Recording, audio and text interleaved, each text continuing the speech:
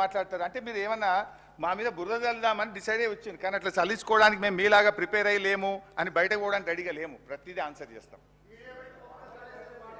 అధ్యక్ష, yes the letter 7 ఉత్తమన్న మాట్లాడతారా ముఖ్యమంత్రి గారు? కూర్చోవాలనా?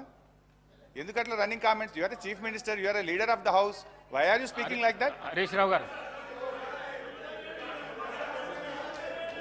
వారు కోరుకున్నారు. ముఖ్యమంత్రి గారు, గౌరవ ముఖ్యమంత్రి గారు.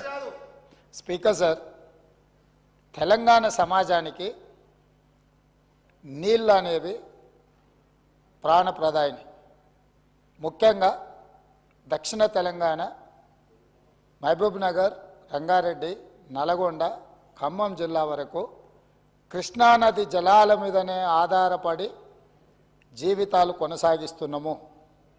మహబూబ్ నగర్ జిల్లా 10 లక్షల మందికి పైగా వలసలు పోయి తట్ట పని, పార పని, మట్టి పని, బొగ్గుబాయి, ముంబై లాంటి వలసలు పోవడానికి కారణము 2009లో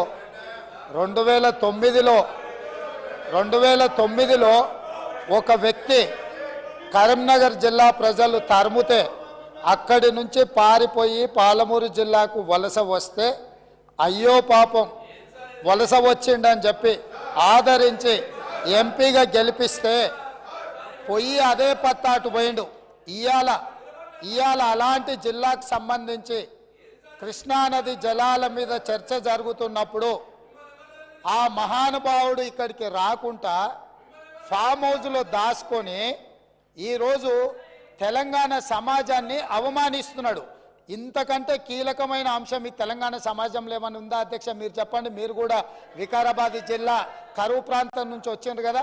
ఇంత కీలకమైన చర్చ జరుగుతున్నప్పుడు తెలంగాణ సమాజానికి వాస్తవాలు చెప్పాల్సిన, వినిపించాల్సిన అవసరం వచ్చినప్పుడు ఈ సభ మొత్తం మా సాగునీటి పారుదల శాఖ మంత్రి గారు ప్రాజెక్టులను కేంద్ర ప్రభుత్వానికి ఒప్పజెప్పేదే లేదు, కృష్ణానది జలాలలో పరివాహక ప్రాంతం ప్రకారం 68% వాటా నీళ్లు తెలంగాణకి ఇవ్వాలని ఒక ప్రత్యేక రెజల్యూషన్ మూవ్ చేసినప్పుడు హుందాగా ప్రధాన ప్రతిపక్ష నాయకుడు వచ్చి ఇక్కడ కూర్చొని ఈ తీర్మానానికి మద్దతు పలికి తెలంగాణ సమాజమంతా తెలంగాణ హక్కుల మీద, తెలంగాణ నీళ్ల మీద ఒకే మాట మీద నిలబడ్డమని ఆంధ్రప్రదేశ్ నుంచి కేంద్ర ప్రభుత్వం వరకు ఒక సందేశాన్ని పంపాల్సిన సందర్భంలో సభకు రాకుండా ఫామ్ హౌస్లో దాచుకొని ప్రజలని తప్పుదోవ పట్టించడానికి వారిని పంపించి వారు పచ్చి అబద్ధాలు మాట్లాడుతున్నారు.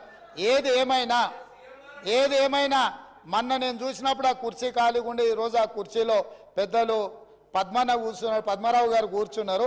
వారికి ఆ బాధ్యత ఇస్తానన్న వారన్నా నెరవేరుస్తారు.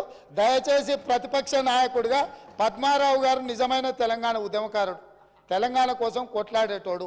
వారిలాంటి వాళ్ళని పెడితే తెలంగాణ సమాజానికి మేలవుతుంది. నేను ఒకటే చెప్పదలుచుకున్నా, ఈరోజు ఉత్తమ్ కుమార్ రెడ్డి గారు సభలో ప్రవేశపెట్టిన ఈ ప్రాజెక్టులను అప్పజెప్పేది లేదు అనేది మొదటి అంశము. పరివాహక ప్రాంతం ప్రకారం 68% నీళ్లు అంటే 551 టీఎంసీల నీళ్లు తెలంగాణకు రావాలి అని వారు తీర్మానం ప్రవేశపెట్టినరు. దానికి అనుకూలమా వ్యతిరేకమా? మొదట ఆ విషయంలో స్పష్టత ఇచ్చిన తర్వాత మిగతా ఏ విషయాలైనా మాట్లాడమనుండ్రి. అంతే తప్ప ఇవాళ వాళ్ళ మాటల వల్ల, వాళ్ళ చర్యల వల్ల శత్రువులకు బలం చేకూరుతుంది. శత్రువులకు దొంగలకు సద్దిమూటం మోసే విధానం మంచిది కాదు.